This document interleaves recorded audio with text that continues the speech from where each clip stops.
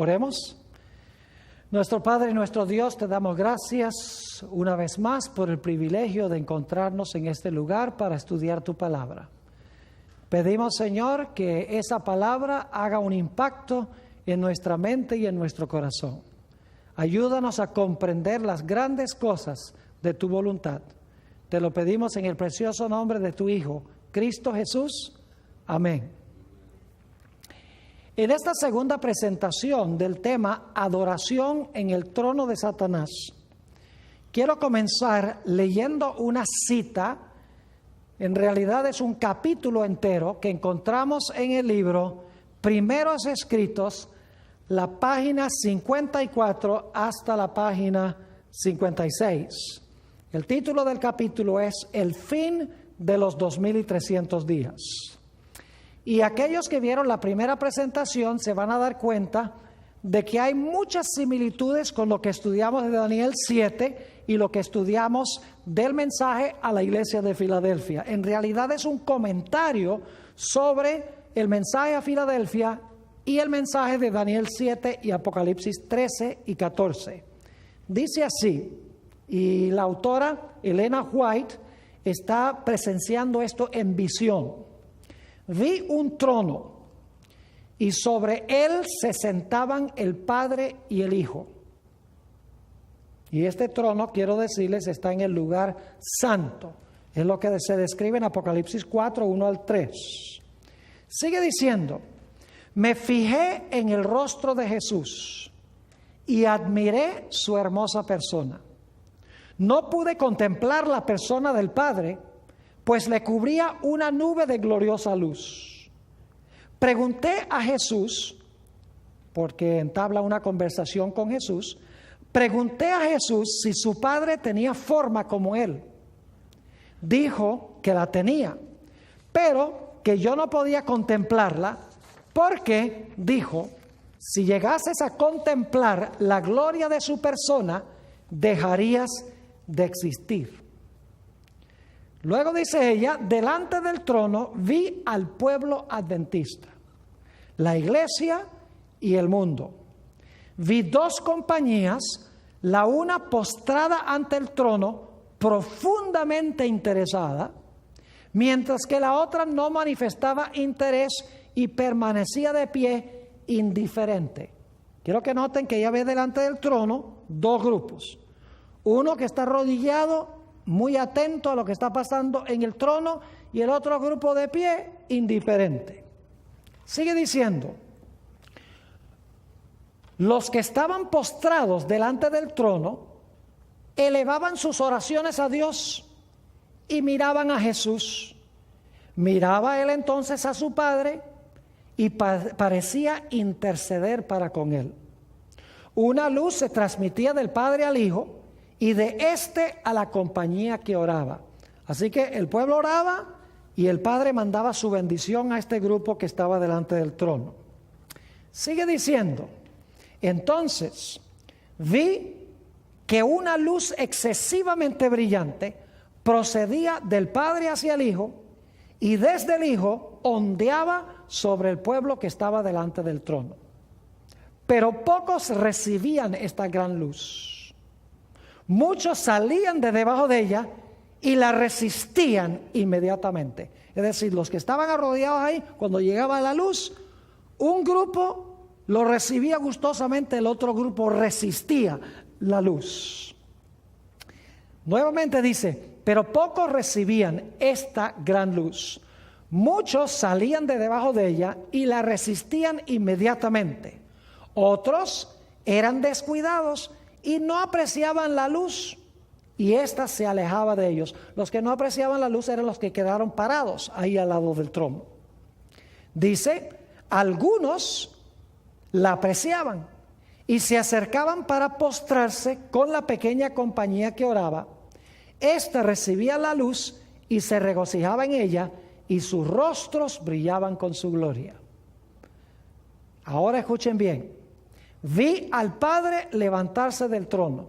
Recuerden que este es el trono en el lugar santo.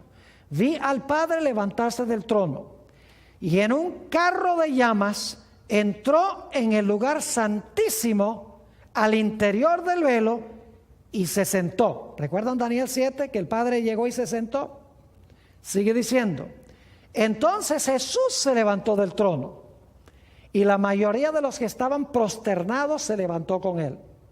No vi un solo rayo de luz pasar de Jesús a la multitud indiferente después que él se levantó.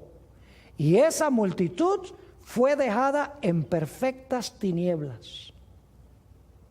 Los que se levantaron cuando se levantó Jesús tenían sus ojos fijos en él, mientras se alejaba del trono y los conducía un trecho. Alzó entonces su brazo derecho y oímos su hermosa voz decir, aguardad aquí, ahora escuchen bien, aguardad aquí, voy a mi Padre para recibir el reino. ¿Recuerdan por qué la puerta estaba abierta y qué iba a hacer cuando entrara por la puerta? La llave sobre el hombro, la potestad del gobierno sobre su hombro. Voy a mi Padre para recibir el reino. Mantened vuestras vestiduras inmaculadas y dentro de poco volveré de las bodas y os recibiré a mí mismo. Después de esto, un carro de nubes cuyas ruedas eran como llamas de fuego, llegó rodeado de ángeles a donde estaba Jesús. Él entró en el carro y fue llevado al lugar santísimo donde el Padre estaba sentado. O sea que ella está comentando Daniel el capítulo 7. Sigue diciendo, allí contemplé a Jesús, el gran sumo sacerdote, de pie delante del Padre. En la orla de su vestidura había una campana y una granada, luego otra campana y otra granada, que era la vestimenta del sumo sacerdote. Sigue diciendo, los que se levantaron con Jesús elevaban su fe hacia él en el lugar santísimo y rogaban, Padre, danos tu espíritu. Entonces Jesús soplaba sobre ellos el Espíritu Santo. En ese aliento había luz, poder, mucho amor, gozo y paz. Hasta este momento ella ha descrito lo que dice Daniel el capítulo 7. Cuando se abrió la puerta al lugar santísimo, se vio el arca del pacto, ahí entró Dios el Padre del lugar santo al lugar santísimo y se sentó. Luego un carruaje de fuego recogió al Señor Jesús y el carruaje de fuego trajo al Señor Jesús al lugar santísimo a donde había entrado el Padre. Ahora, lo que es aterrador es ver lo que dice Elena White en la última parte de este capítulo.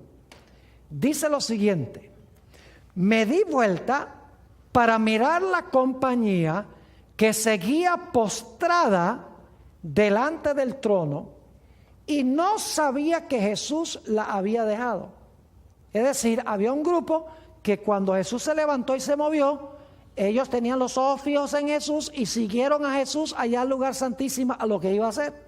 Pero hay otros que se quedaron prosternados delante del trono y no se dieron cuenta que Jesús se movió.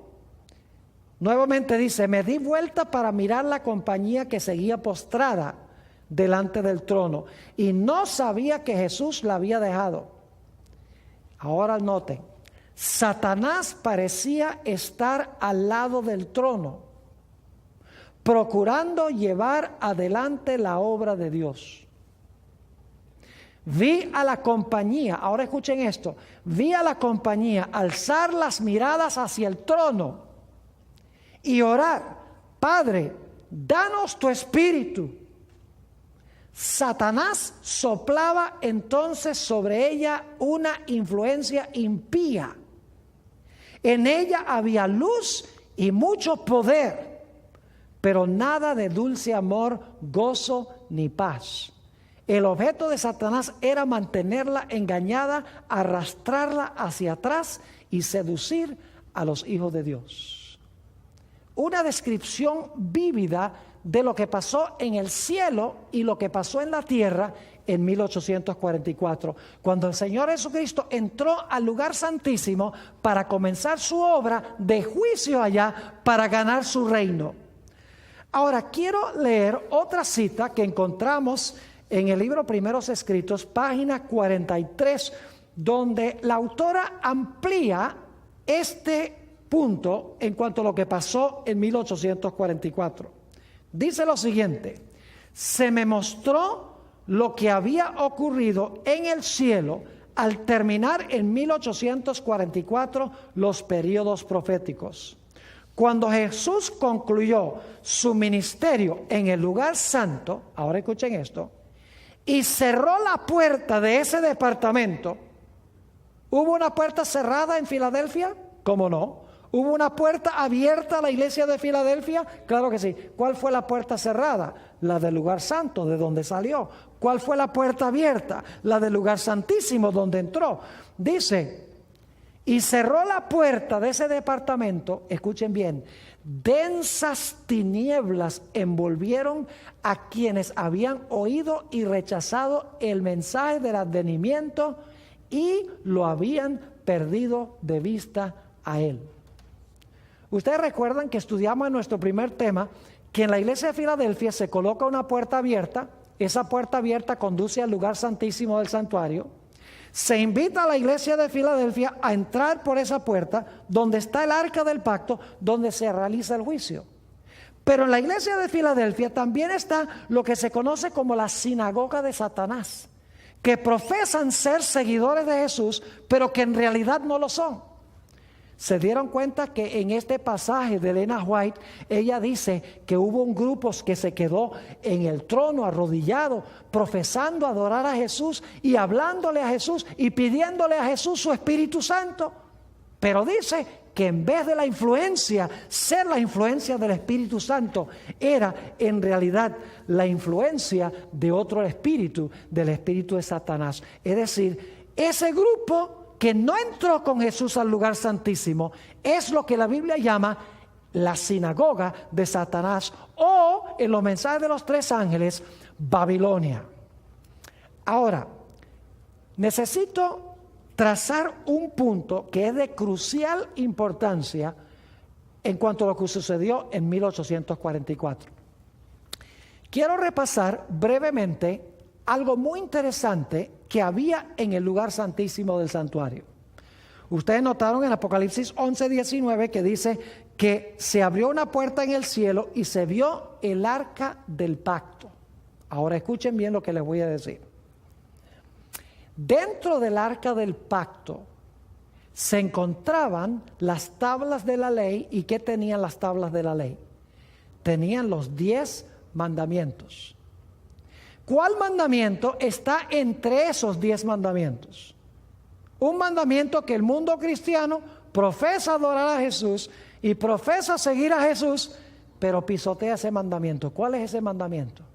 El mandamiento número 4, que dice: 6 días trabajarás y harás toda tu obra, mas el séptimo día es sábado de Jehová tu Dios.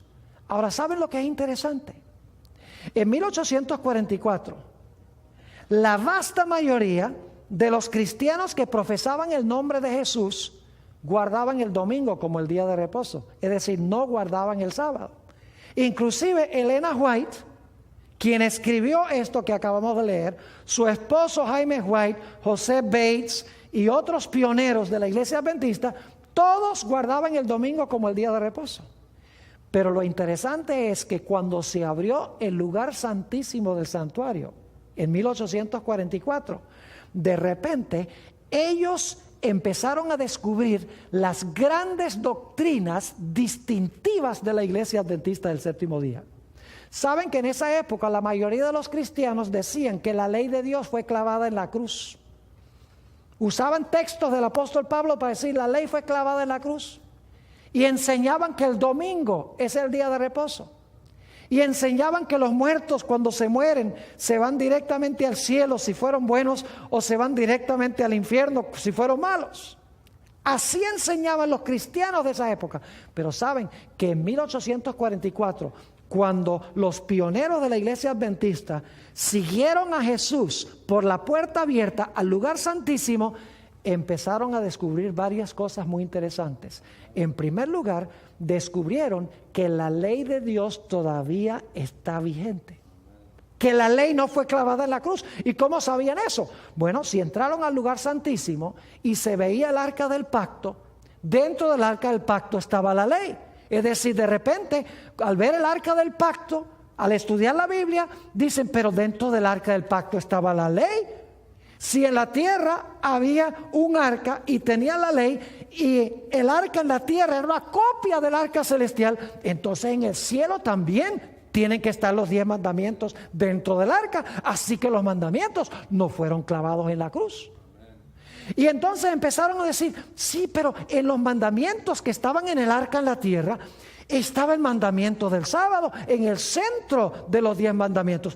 Pues si en la tierra encontramos que el arca y los mandamientos son una copia, como dicen Hebreos, del arca celestial, entonces allá tienen que estar también las tablas de la ley y tiene que estar también el sábado. Y por lo tanto empezaron a enseñar que Dios todavía esperaba que sus hijos guardaran la ley de Dios y que se debía guardar el sábado como día de reposo. Pero descubrieron otras grandes enseñanzas. Descubrieron que en 1844 había comenzado el juicio. La hora de su juicio ha llegado, dice en Apocalipsis, el capítulo 14. Y saben que con el juicio descubrieron una gran doctrina de la iglesia adventista. La mayoría de los cristianos creen que cuando una persona se muere, si fue buena, se va directamente al cielo. Si fue mala, se va directamente al infierno en el momento de la muerte.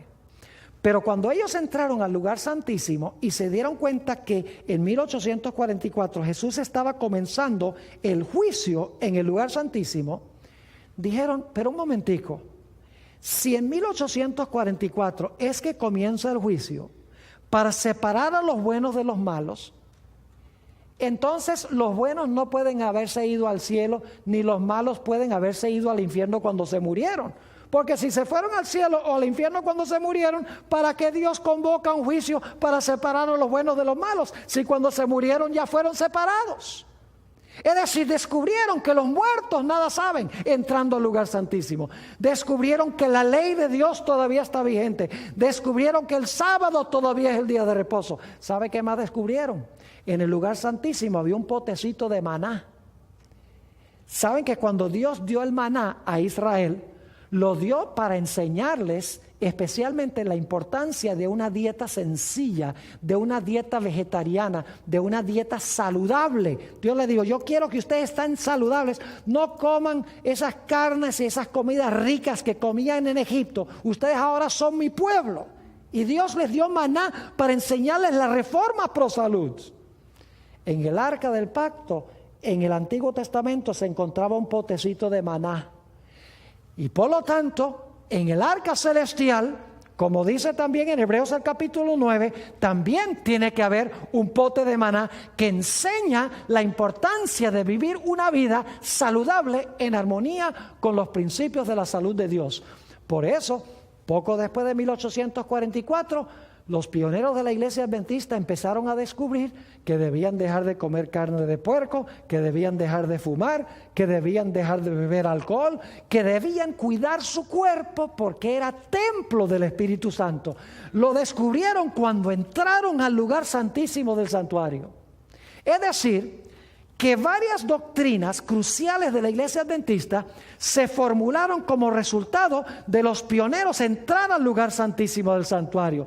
La ley, el sábado, el estado de los muertos, el juicio, la importancia de los principios de la salud, todo se descubrió como consecuencia de entrar al lugar santísimo del santuario. Pero la mayoría de los cristianos quedaron ¿dónde? La mayoría de los cristianos, como hemos leído, quedaron en el lugar santo y no siguieron a Jesús al lugar santísimo. Por eso siguieron enseñando que la ley fue clavada en la cruz. Por eso siguieron enseñando que el domingo es el día de reposo. Por eso siguieron enseñando que los muertos no están muertos. Por eso siguieron enseñando que no importa lo que te comas, con tal que glorifiques a Dios está bien. Por eso rechazaron la idea de que el juicio comenzó en 1844, porque rehusaron seguir a Jesús. Y mis queridos hermanos, el cristianismo en general se convirtió en lo que la Biblia llama Babilonia o la sinagoga de Satanás. Quiero leerles otra visión que tuvo Elena White, muy interesante. Esto se encuentra también en el libro Primeros Escritos, y voy a leer esta cita porque es supremamente interesante. Dice lo siguiente, lo tuvo en 1849. El sábado 24 de marzo de 1849, tuvimos con los hermanos de Towson, Maine, una reunión muy agradable e interesante. El Espíritu Santo fue derramado sobre nosotros y fui arrebatada en espíritu a la ciudad del Dios viviente, es decir, ella entró en visión. Luego se me mostró que los mandamientos de Dios y el testimonio de Jesucristo acerca de la puerta cerrada no pueden separarse. Y que el tiempo escuchen esto, y que el tiempo en que los mandamientos de Dios habían de resplandecer en toda su importancia, y cuando el pueblo de Dios había de ser probado acerca de la verdad del sábado, era cuando se abriese la puerta en el lugar santísimo del santuario celestial, donde está el arca que contiene los 10 mandamientos. Esta puerta, ahora escuchen bien, no se abrió hasta que hubo terminado la mediación de Jesús en el lugar santo del santuario en 1844. Entonces Jesús se levantó, cerró la puerta del lugar santo, abrió la que lleva al lugar santísimo y pasó detrás del segundo velo, donde está ahora al lado del arca y a donde llega la fe de Israel. Ahora escuchen bien. Vi que Jesús había cerrado la puerta del lugar santo y nadie podía abrirla, y que había abierto la puerta que da acceso al lugar santísimo y nadie puede cerrarla. Entonces, ¿cuál es la puerta que el Señor Jesucristo cerró? La puerta del lugar ¿qué? Santo, donde estuvo desde Apocalipsis 4, 1 al 3. ¿Cuál fue la puerta entonces que abrió? Abrió la puerta al lugar santísimo del santuario. Nuevamente dice, vi que Jesús había cerrado la puerta del lugar santo y nadie podía abrirla, y que había abierto la puerta que da acceso al lugar santísimo y nadie puede cerrarla.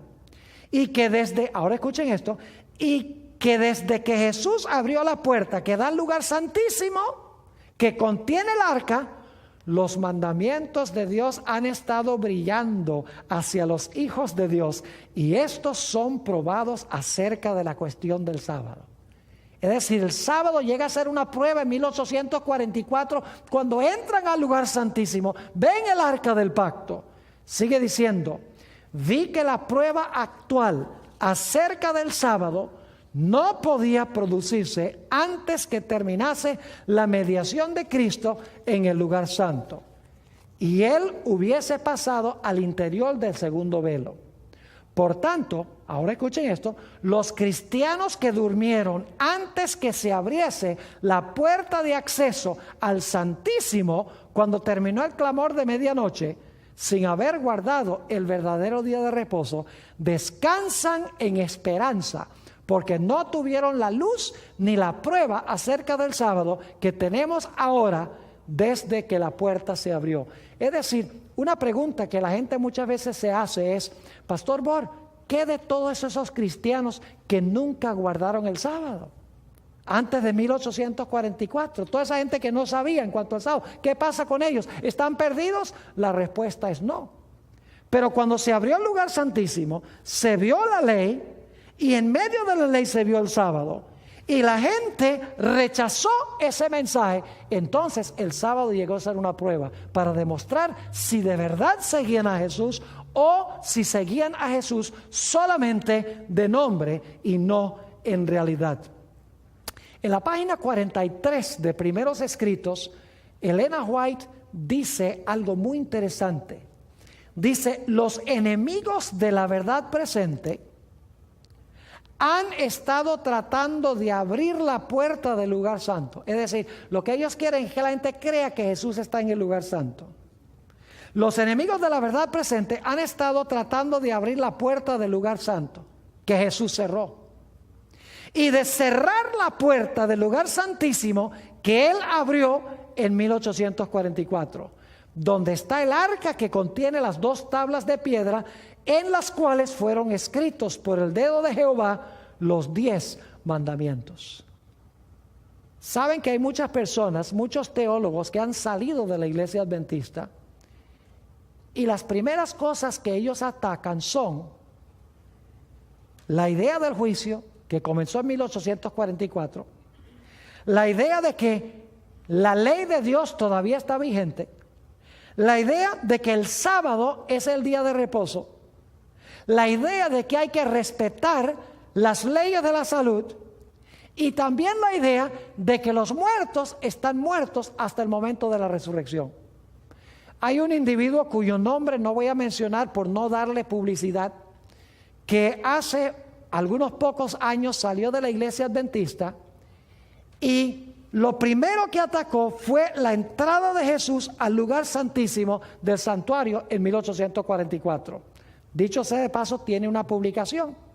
Lo interesante es que la primera edición de esa publicación atacó la entrada de Cristo en 1844 al lugar santísimo. Las siguientes ediciones de su publicación atacó la ley, atacó el sábado, atacó el estado de los muertos, atacó las normas de la salud, atacó el espíritu de profecía. ¿Por qué razón? Porque cuando usted sale del lugar santísimo, cierra la puerta del lugar santísimo, usted pierde de vista las verdades distintivas y especiales para este tiempo, que son las verdades que hoy en día está rechazando el mundo cristiano. Piénsenlo bien, ¿cuáles son las doctrinas que rechaza el mundo cristiano que tiene la iglesia adventista del séptimo día? La ley, el sábado, el estado de los muertos, la reforma pro salud, la idea de que el juicio comenzó en 1844 y también el espíritu de profecía como un don especial de Dios a su iglesia. Como rehúsan entrar al lugar santísimo, rechazan las verdades que se encuentran centradas en el lugar santísimo y se tornan lo que la iglesia de Filadelfia llama la sinagoga de Satanás, se tornan lo que la Biblia llama Babilonia. Quiero leerles otra cita que encontramos también en Primeros Escritos, página 255, donde dice Elena G. de White esto: se me mostró que el residuo o el remanente siguió por fe a Jesús en el lugar santísimo, y al contemplar el arca y el propiciatorio fue cautivado por su resplandor. Jesús levantó entonces, ahora escuchen esto bien, levantó la tapa del arca y he aquí que se vieron las tablas de piedra con los 10 mandamientos grabados en ellas. El residuo leyó aquellos vívidos oráculos, pero retrocedió tembloroso al ver que el 4º mandamiento estaba rodeado de una aureola de gloria y brillaba en él una luz mucho más viva que en los otros 9. Ningún indicio encontró allí el pueblo de Dios de que el descanso sabático se hubiese abolido o trasladado al primer día de la semana. El mandamiento está escrito tal como lo dictó la voz de Dios en solemne e imponente majestad sobre el monte, entre el fulgor de los relámpagos y el estampido de los truenos. Era el mismo mandamiento que con su propio dedo escribió en tablas de piedra. 6 días trabajarás y harás toda tu obra, mas el 7º día es reposo para Jehová tu Dios. Los fieles, dice ella, se admiraron de la solicitud con que estaban cuidados los 10 mandamientos, puestos junto a Jehová, cubiertos y protegidos por su santidad. Vieron que habían estado pisoteando el 4º mandamiento del decálogo, observando un día transmitido por los paganos y papistas en vez del día santificado por Jehová. Se humillaron ante Dios y lamentaron sus pasadas transgresiones. Eso describe lo que sucedió en 1844 con los que entraron con Jesús al lugar santísimo. De repente descubrieron todas las doctrinas distintivas y especiales de la Iglesia Adventista del Séptimo Día.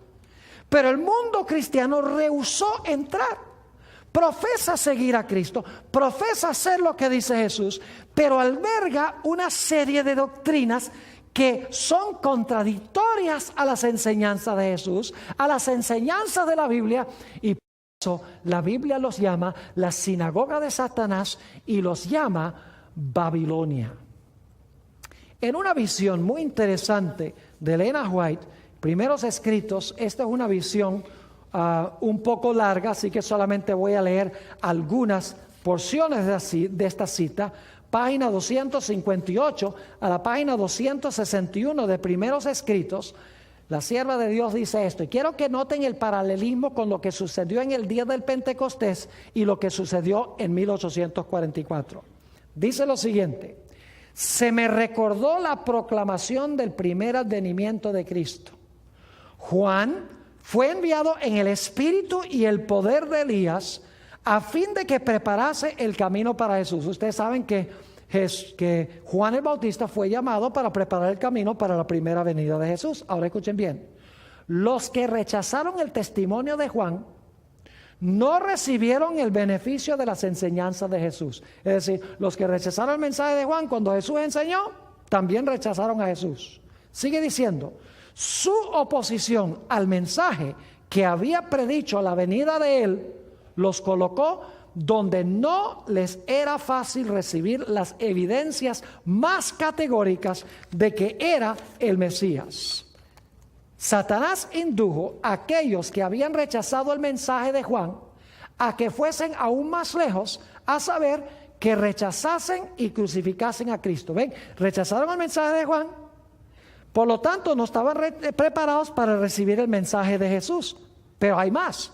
Dice, al obrar así, se situaron donde no pudieron recibir la bendición del Pentecostés, que les habría enseñado el camino al santuario celestial.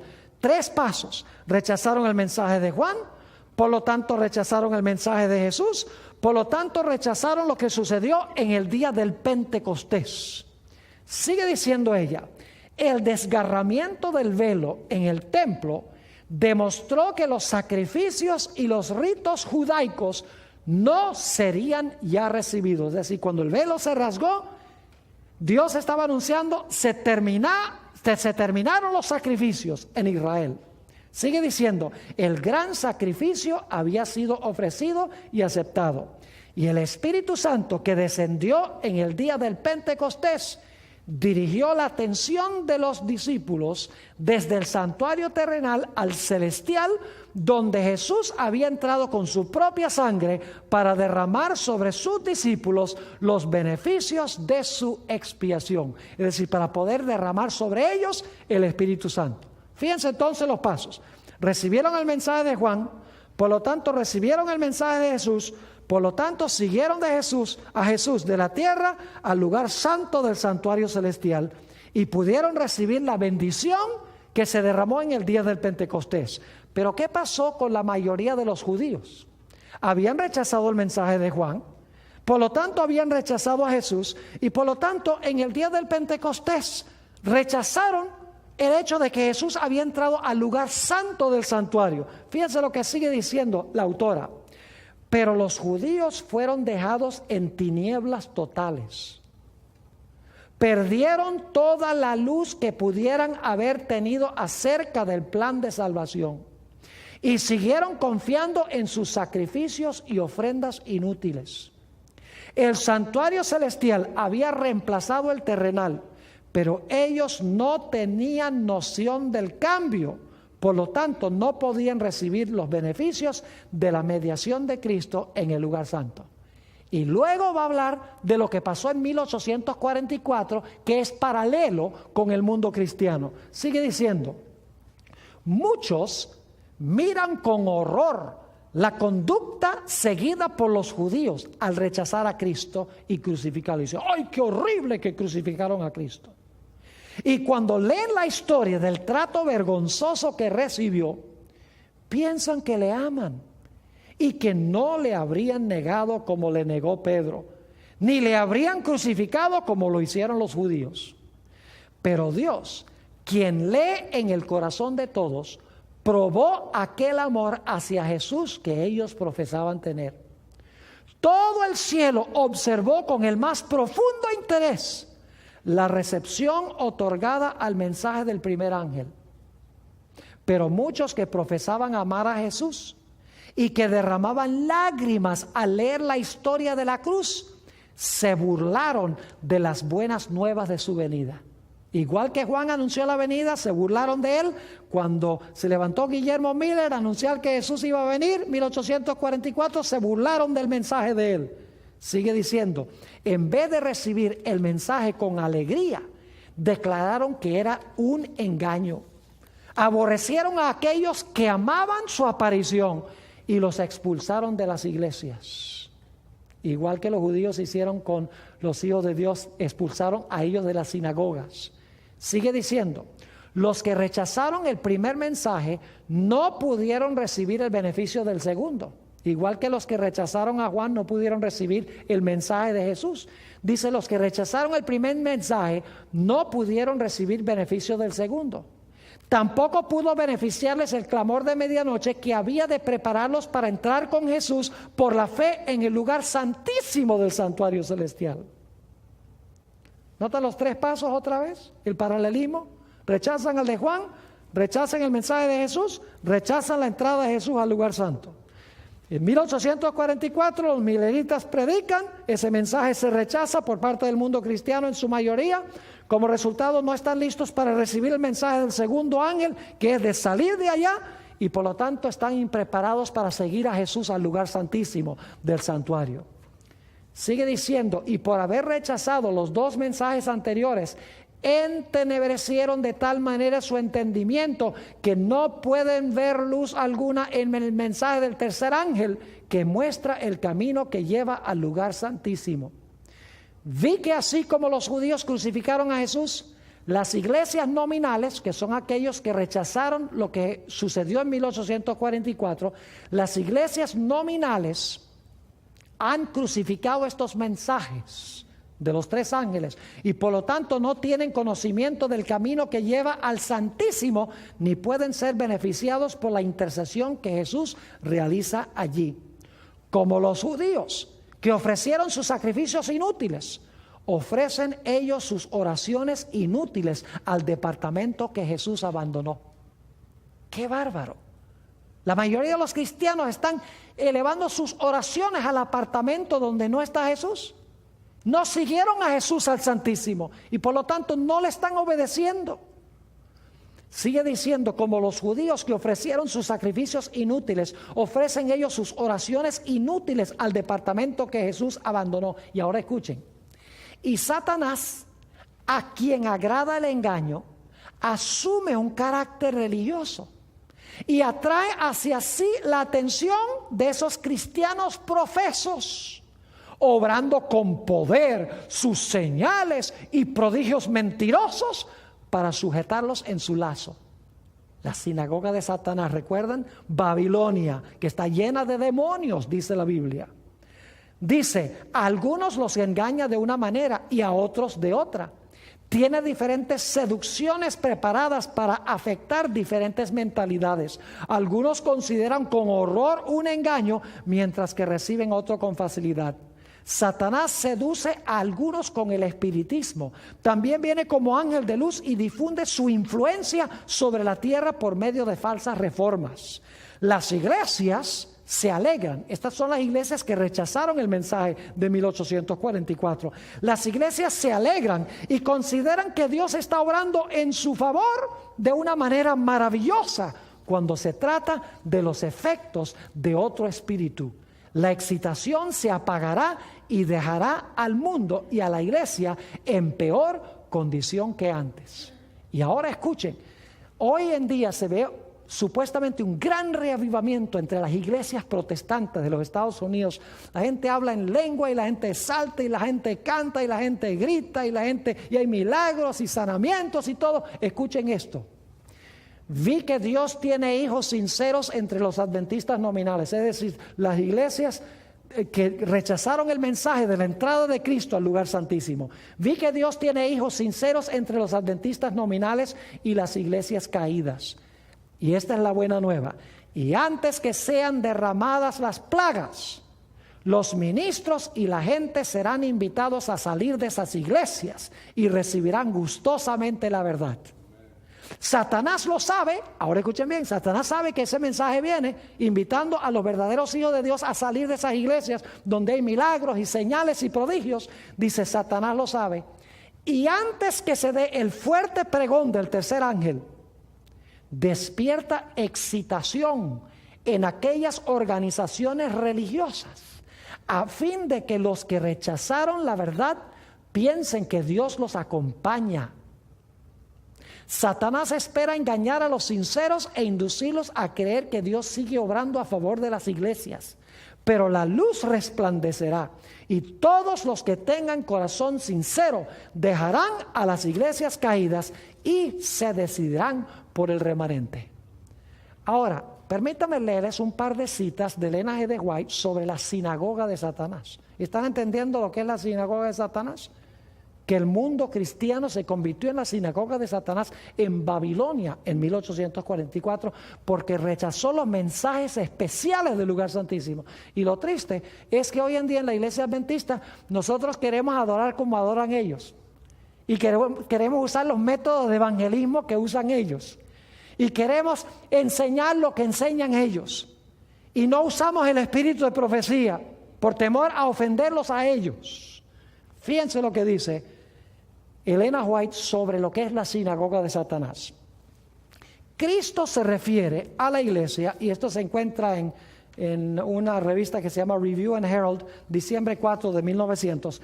Cristo se refiere a la iglesia sobre la cual Satanás preside como la sinagoga de Satanás. ¿Cómo se llama la iglesia sobre la cual preside Satanás? La sinagoga de Satanás. Escuchen bien. Sus miembros son los hijos de la desobediencia. Son aquellos que escogen pecar, quienes se esfuerzan por anular la ley de Dios. Si hubieran entrado al lugar santísimo, ¿tratarían de anular la ley de Dios? No, porque en el lugar santísimo ¿qué se encuentra? El arca y la ley. Así que no iban a deshacerse de ella. Son aquellos que escogen pecar, quienes se esfuerzan por anular la ley de Dios. La obra de Satanás consiste en entremezclar el mal con el bien y quitar así la distinción entre el bien y el mal. Cristo desea tener una iglesia que se esfuerza por separar el mal del bien, cuyos miembros a sabiendas no toleren el actuar mal, sino que expulsen el mal del corazón y de la vida. En otra cita, Testimonios para los Ministros, la página 12, añade algunas ideas a lo que acabo de leer. Satanás tiene una gran confederación, su iglesia. Cristo la llama la sinagoga de Satanás porque sus miembros son los hijos del pecado. Los miembros de la iglesia de Satanás han estado constantemente trabajando para echar a un lado la ley divina y confundir la distinción entre el bien y el mal. Satanás está trabajando con gran poder en los hijos de la desobediencia y por medio de ellos para exaltar la traición y la apostasía como verdad y lealtad. Y en este tiempo el poder de la inspiración satánica se mueve en instrumentos vivientes para llevar a cabo la gran rebelión que comenzó en el cielo contra Dios. Eso es lo que caracteriza al mundo cristiano. Ahora, yo quisiera leer una cita que encontramos en el libro El conflicto de los siglos, las páginas 516 y 17, a donde Elena White describe lo que ha pasado con el mundo cristiano como resultado de no entrar al lugar santísimo del santuario celestial. Dice lo siguiente: Pero muchos de los reavivamientos de los tiempos modernos han presentado un notable contraste con aquellas manifestaciones de la gracia divina que en épocas anteriores acompañaban los trabajos del siervo de Dios, de los siervos de Dios. Es verdad que estos reavivamientos despiertan gran interés, que muchos se dan por convertidos y aumenta en gran manera el número de los miembros de las iglesias. No obstante, los resultados no son tales que nos autoricen para creer que haya habido un aumento correspondiente de verdadera vida espiritual. La llama que alumbra un momento se apaga pronto y deja la oscuridad más densa que antes. Ahora escuchen, ¿qué caracteriza a estos reavivamientos? Dice, los reavivamientos populares son provocados demasiado a menudo por llamamientos a la imaginación, que excitan las emociones y satisfacen la inclinación por lo nuevo y extraordinario. Es decir, la gente quiere reavivamientos que apelen a sus emociones y que traigan algo emocionante, algo nuevo. Sigue diciendo, los conversos ganados de este modo manifiestan poco deseo de escuchar la verdad bíblica y poco interés en el testimonio de los profetas y apóstoles. El servicio religioso que no revista un carácter un tanto sensacional no tiene atractivo para ellos. Un mensaje que apela a la fría razón no despierta eco alguno en ellos. No tienen en cuenta las claras amonestaciones de la palabra de Dios que se refieren directamente a sus intereses eternos. Yo he encontrado esto vez tras vez. La gente donde hay emoción y donde hay toda clase de cosas que apelan a los sentidos y donde hay baile religioso y donde hay milagros y todo lo sensacional, ahí se llena. Pero empiece a predicarles sobre la importancia de que Dios quiere que guardemos su ley, que Dios quiere que guardemos el sábado y el lugar inmediatamente se vacía. Ese es un reavivamiento falso. Sigue diciendo la sierva de Dios, para toda alma verdaderamente convertida, la relación con Dios y con las cosas eternas será el gran tema de la vida. Pero, ¿dónde se nota en las iglesias populares de nuestros días el espíritu de consagración a Dios? Los conversos no renuncian a su orgullo ni al amor del mundo. No están más dispuestos a negarse a sí mismos, a llevar la cruz y a seguir al manso y humilde Jesús que antes de su conversión. La religión se ha vuelto objeto de burla de los infieles y escépticos debido a que tantos de los que profesan ignoran sus principios. El poder de la piedad ha desaparecido casi enteramente de muchas de las iglesias. Las comidas campestres, las representaciones teatrales en las iglesias, los bazares, las casas elegantes y la ostentación personal han alejado de Dios los pensamientos de la gente. Tierras y bienes y ocupaciones mundanas llenan el espíritu, mientras que las cosas de interés eterno se consideran apenas dignas de atención. Eso describe el cristianismo, la sinagoga de Satanás. Sigue diciendo, a pesar del decaimiento general de la fe y de la piedad, hay en esas iglesias, sí, en la sinagoga de Satanás y en Babilonia, hay en esas iglesias verdaderos discípulos de Cristo. Antes que los juicios de Dios caigan finalmente sobre la tierra, habrá entre el pueblo del Señor un reavivamiento de la piedad primitiva, cual no se ha visto nunca desde los días apostólicos. El Espíritu y el poder de Dios serán derramados sobre sus hijos. Entonces, muchos se separarán de esas iglesias en las cuales el amor de este mundo ha suplantado el amor de Dios y de su palabra. Muchos, tanto ministros como laicos, aceptarán gustosamente esas grandes verdades que Dios ha hecho proclamar en este tiempo, a fin de preparar a un pueblo para la segunda venida del Señor. Ahora Satanás sabe esto. Fíjense lo que sigue diciendo. El enemigo de las almas desea impedir esta obra, el verdadero reavivamiento. Y antes que llegue el tiempo para que se produzca tal movimiento, tratará de evitarlo introduciendo una falsa imitación. Hará aparecer como que la bendición especial de Dios es derramada sobre las iglesias que pueda colocar bajo su poder seductor. Allí, en esas iglesias, se manifestará lo que se considerará como un gran interés por lo religioso. Multitudes se alegrarán de que Dios esté obrando maravillosamente en su favor, cuando en realidad la obra provendrá de otro espíritu. Bajo un disfraz religioso, Satanás tratará de extender su influencia sobre el mundo cristiano. ¡Qué barbaridad!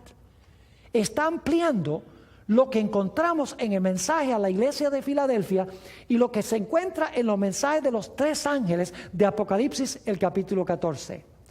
Ahora, ¿recuerdan ustedes ese capítulo de Primeros Escritos donde Elena White describió cómo el Padre entró y se sentó y luego Jesús en un carro de llamas fue traído donde estaba el Padre, se abrió la puerta al lugar santísimo y ahí empezó el Señor Jesucristo su obra?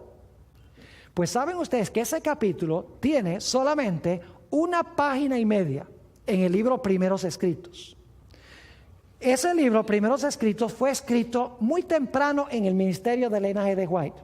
Más adelante ella lo amplió en el libro El Conflicto de los Siglos. Lo interesante es que en El Conflicto de los Siglos, esa página y media de Primeros Escritos, ella amplía desde la página 461 del Conflicto de los Siglos hasta la página 618. Es decir, más de 100 páginas. Ella amplía lo que se encuentra en esa página y media.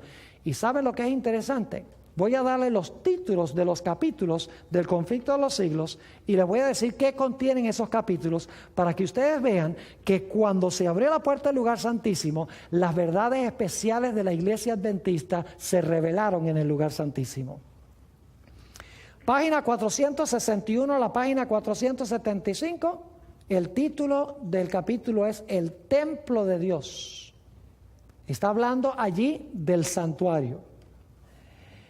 En la página 476 a la página 485, lamentablemente en español la traducción es Jesucristo nuestro abogado, pero en inglés, que fue el título que ella le dio, el título es In the Holy of Holies, en el lugar santísimo.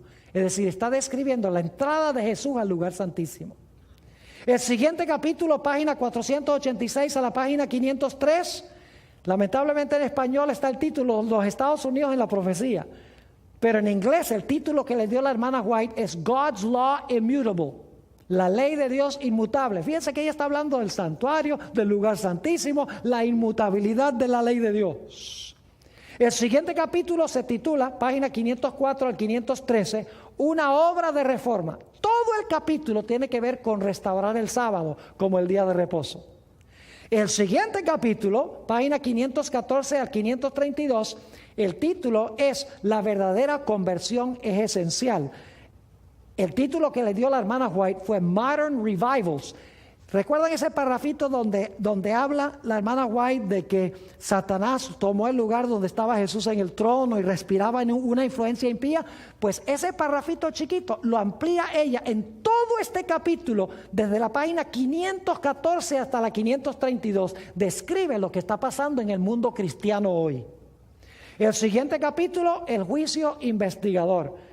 En inglés, Facing Life's Record, página 533 a la página 545. Nuevamente, hablando del juicio. Y luego, en los siguientes capítulos, que son varios capítulos, les voy a dar los títulos: El origen del mal, la enemistad entre el hombre y Satanás, quiénes son los ángeles, el misterio de la inmortalidad, y pueden hablarnos nuestros muertos. En esos capítulos, que son 5 capítulos, ¿saben qué doctrina enfatiza Elena G. White? Enfatiza la doctrina de que los muertos están muertos y que no pueden comunicarse con los vivos, que van a resucitar en la resurrección cuando Jesús venga. ¿Cuáles son las verdades distintivas que está enfatizando Elena G. White aquí en estos capítulos donde amplía esa página y media? Ella está enfatizando las verdades distintivas de la Iglesia Adventista del Séptimo Día. Porque cuando los pioneros de la Iglesia Adventista entraron al lugar santísimo, ellos detectaron las grandes verdades que distinguen a la Iglesia Adventista de todas las iglesias cristianas del mundo. Ahora, Satanás tiene interés especial en infiltrar a la Iglesia Adventista.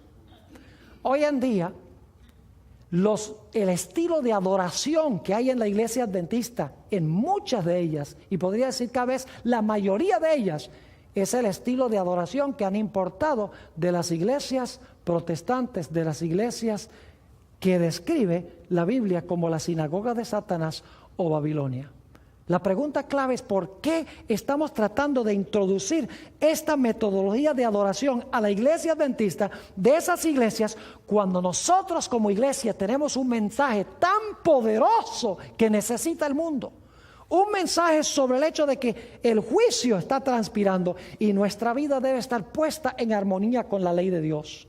Un mensaje de que la ley de Dios está vigente. Un mensaje de que no podemos pisotear el sábado, de que debemos guardar el sábado como día de reposo. Un mensaje de que los muertos no saben nada, que cierren las puertas de la iglesia al espiritismo. Un mensaje de que nuestro cuerpo es templo del Espíritu Santo, debemos cuidarlo practicando las normas de la salud. Un mensaje especial del espíritu de profecía, el don de profecía que Dios ha dado a la iglesia adventista para exaltar estas grandes enseñanzas de la santa palabra de Dios. Hoy en día prácticamente no se escucha ni el nombre de Elena G. de White en la iglesia. No se escuchan las verdades distintivas de la iglesia adventista. La razón es que nosotros, en vez de invitar a los que están en el lugar santo que entren al lugar santísimo, nosotros estamos queriendo cerrar la puerta del lugar santísimo y otra vez meternos al lugar santo del santuario. Es decir, en vez de testificarle a la sinagoga de Satanás, a Babilonia, queremos convertirnos nosotros precisamente en eso.